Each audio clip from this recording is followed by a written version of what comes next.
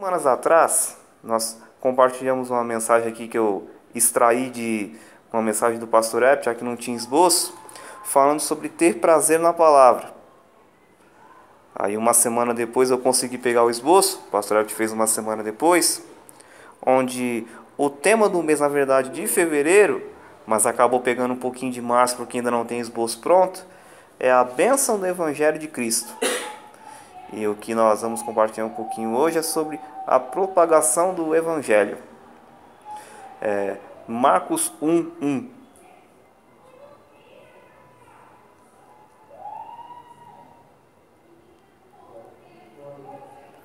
Aqui vai estar numa versão um pouquinho diferente, o modo que o pastor colocou no esboço. Então pode ser que aí no teu celular possa estar diferente.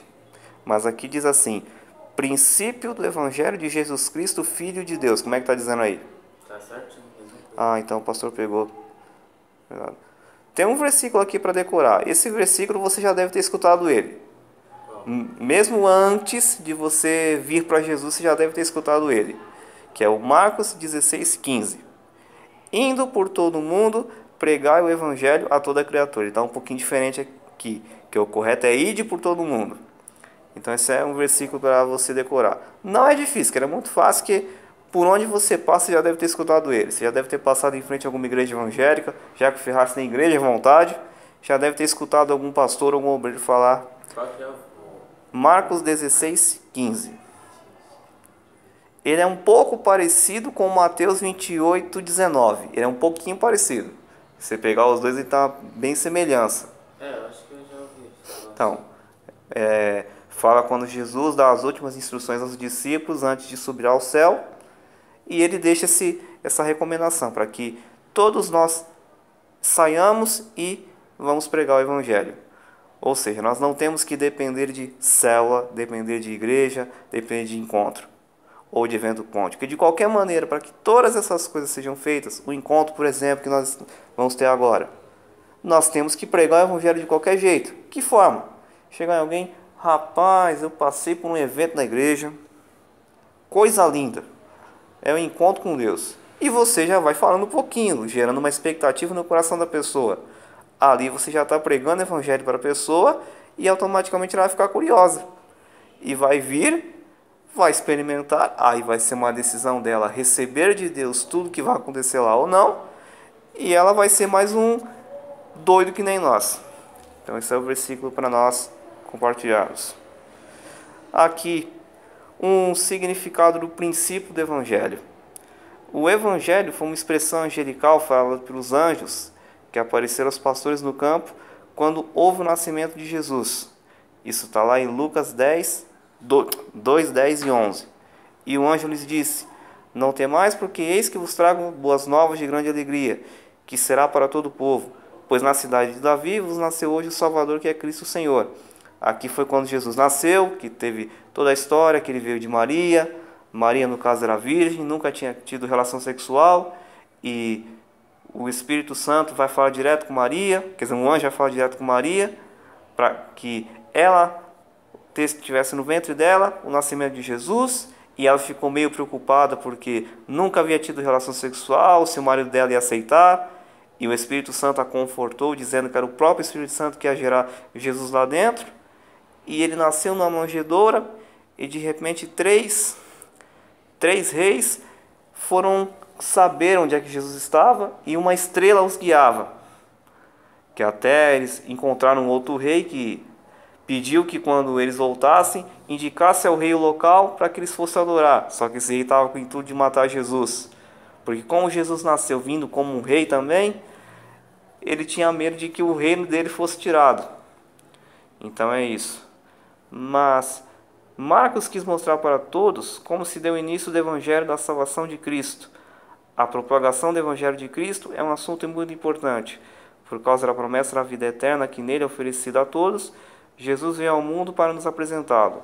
O Evangelho é um novo manual da salvação pela fé, infinita graça do Pai, pelo sacrifício do Filho e por obra do Espírito Santo. Todos nós temos uma maneira de sermos conhecidos. Para a gente poder ter um relacionamento, para a gente poder ter uma nova amizade. a gente precisa conversar com a pessoa para saber sobre ela, o que ela pensa, do que ela gosta, o que ela é. Só que o manual dela não é um manual com um papel, é um manual labial. Vai ser através da conversa que você vai descobrindo quem é aquela pessoa, não apenas pelo golpe de vista. Já o Evangelho é diferente, é através das Escrituras que nós vamos conhecer quem é Jesus. Por isso que é recomendável, você passou por isso no CAP, duas maneiras de nós termos comunhão com Deus é a oração e a palavra. Nós temos que orar a Deus todos os dias, mas nós temos que nos alimentar todos os dias, porque vai ser a maneira de conhecer a Deus. Então, o Evangelho hoje, que há 2017 anos após Jesus ter morrido, ressuscitado e ido ao céu, tem sido o nosso manual, não só para nós, mas para as pessoas que estão em fora, porque a Bíblia é tanto para nós cristãos quanto para quem não conhece Jesus.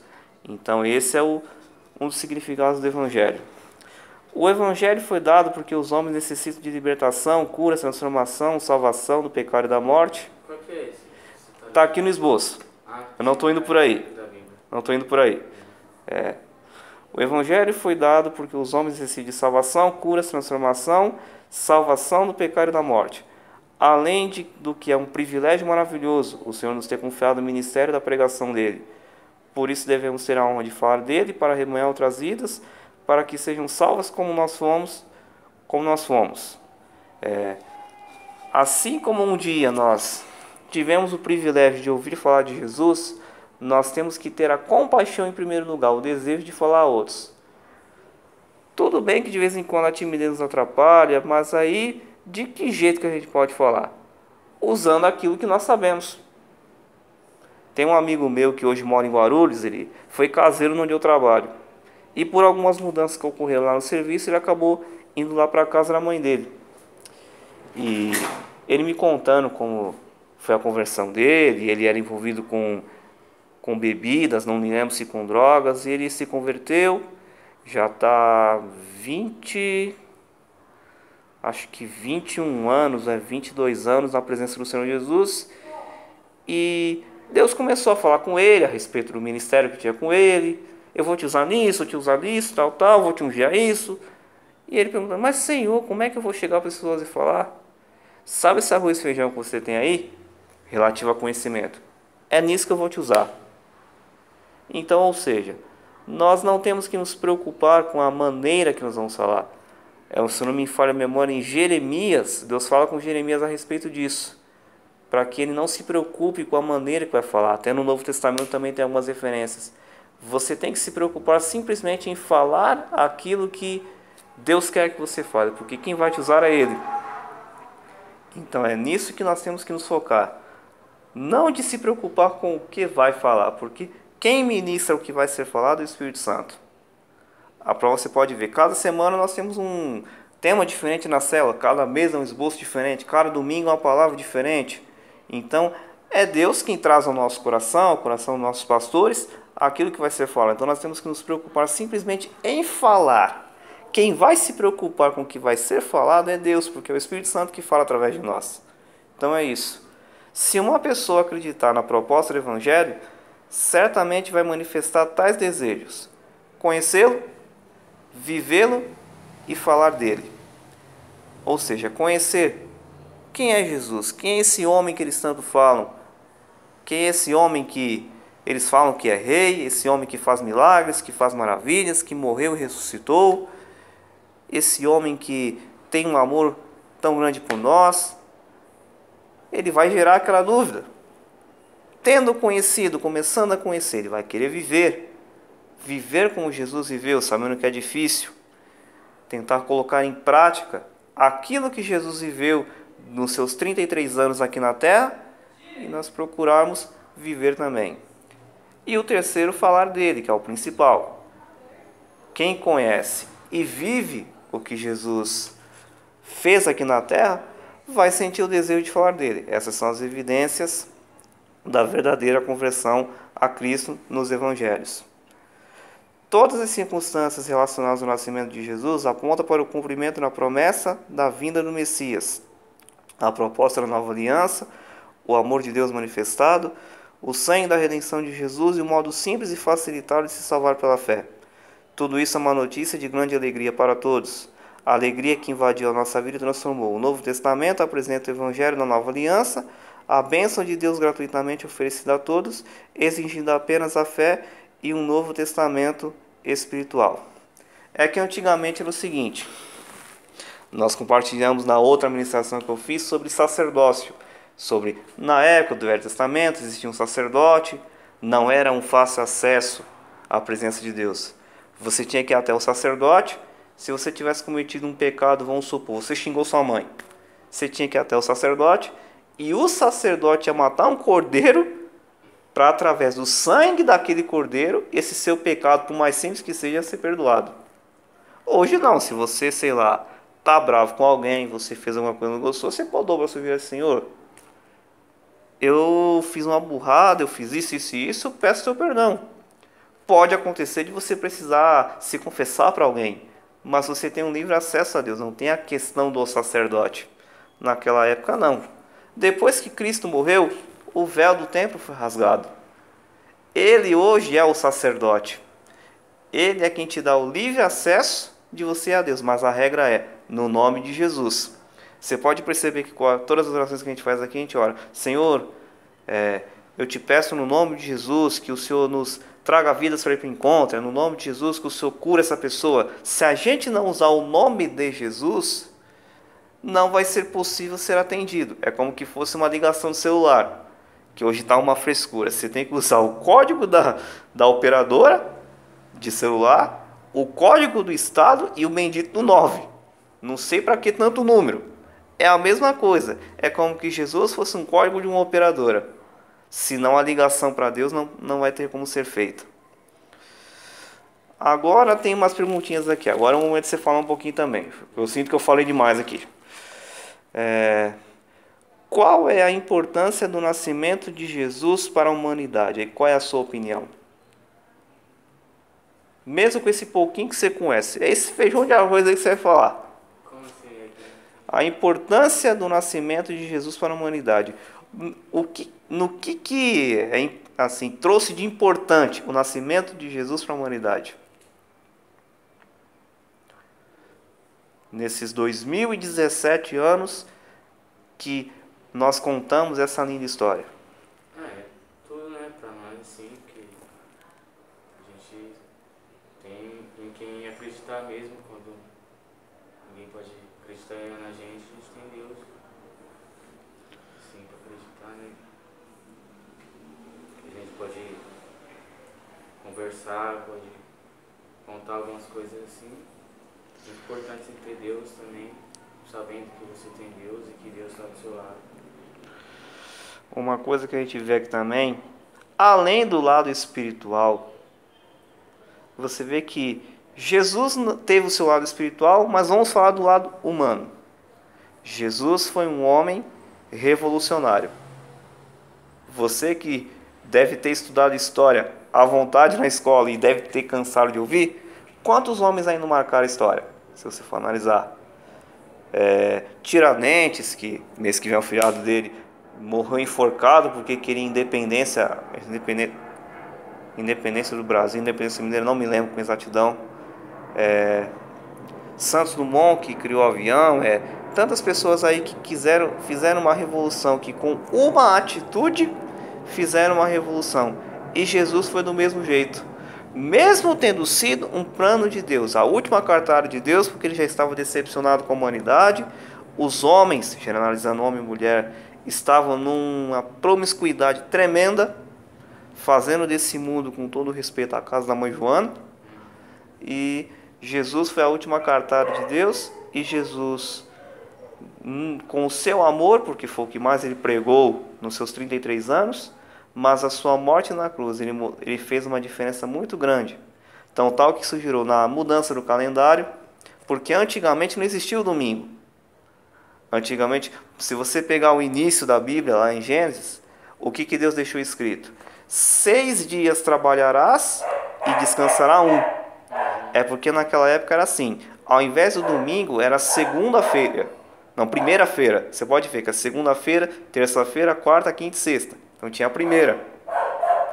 Aí no lugar da primeira-feira colocaram o domingo, que aí inverteu o processo. Antigamente se descansava 2 dias. Agora, como as empresas estão crescendo muito, ficou a mesma coisa. Trabalhar 6 dias e descansar um. Só que ao invés de ser o sábado, é o domingo. Naquela época não. Você trabalhava de, vamos colocar assim, domingo a sexta, primeira-feira a sexta, e descansava o sábado. E então isso gerou também uma mudança no calendário, que dizem que é um calendário gregoriano que a gente vive. Que foi um tal de Gregório que mudou e colocou o domingo. Que se a gente fosse pegar o calendário atual mesmo, de quantos anos nós estamos, nós já estaríamos acho que quase no ano 6000. Por isso que houve essa mudança. Já foi uma revolução. E fora tantas outras coisas que Jesus mudou. A tradição, por exemplo, antigamente nós vivíamos numa época de tradições. Hoje não. É como está sendo o ano da IMUB esse ano, o ano do favor de Deus. Nós vivemos através da graça. Não que nós não tenhamos mandamentos a cumprir, não que nós não temos regras a cumprir, mas não está sendo aquele negócio de enfático. Você cumpre, mas com uma leveza maior, não tem tanta aquela obrigação. Você cumpre pelo amor.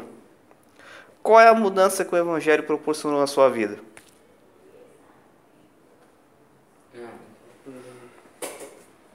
Mudou o meu jeito de agir, né? Jeito de ser. Bastante coisa, assim. No meu caso também, basicamente a mesma coisa, que o Evangelho também nos permite conhecer mais Jesus, porque não deixa de ser um livro de histórias a Bíblia. Além de ser a palavra de Deus, não deixa de ser um livro de histórias, porque são histórias de homens que revolucionaram e você acaba tendo mais uma fonte de inspiração. Por exemplo, quem é um cara que você se inspira, além de Jesus? Que um cara que você olha assim, que você se inspira nele, que o sonho que você tem um pouco a ver com esse cara. Os jogadores de futebol, assim, Cristiano Ronaldo, Messi. É um cara que você se inspira, que tem uma história feita, mesmo tirando as bagunças aí, no caso do Neymar, deixa pra lá, mas ele tem uma história, e com Jesus é do mesmo jeito, ele tem uma história que nos inspira e que nos influencia, e isso vai nos fazer mudar de qualquer forma, vai nos fazer mudar. Então, quais são as condições apresentadas no Evangelho para que o homem seja salvo por Deus? Nós acabamos de falar aqui no esboço sobre as condições. Você lembra? Não precisa falar na ordem. Se lembrar, não precisa falar na ordem. Tá fugindo das palavras na minha cabeça. Compreendo, porque a gente só consegue decorar 15% daquilo que nós ouvimos. São 3. Para te ajudar, são 3. Caramba, tentando aqui, parece que tem alguma coisa, não deixando lembrar. Conhecê-lo, vivê-lo e falar dele. São as 3 condições aí que nos mostram. Eu não sabia que estávamos em 3 pessoas hoje, de um mosquito junto. Um mosquito aqui. Você não vai incluir no relatório não, tá? Então são as 3 condições. A oração que nós vamos orar hoje, o tema em específico, é para que nós sejamos capacitados por Deus e recebamos dons espirituais para fazer conhecida a vontade de Deus para todas as pessoas dentro e fora dos nossos relacionamentos. Tudo bem que o que nós precisamos primeiro é de Jesus. É de Jesus que nós precisamos. Mas nós também precisamos de ferramentas, de ideias para que nós possamos trazer vidas para o Senhor Jesus. Às vezes, sei lá, um bate-papo, sei lá, alguma estratégia. Então é isso que nós vamos orar nesse momento, para que Deus possa nos dar as estratégias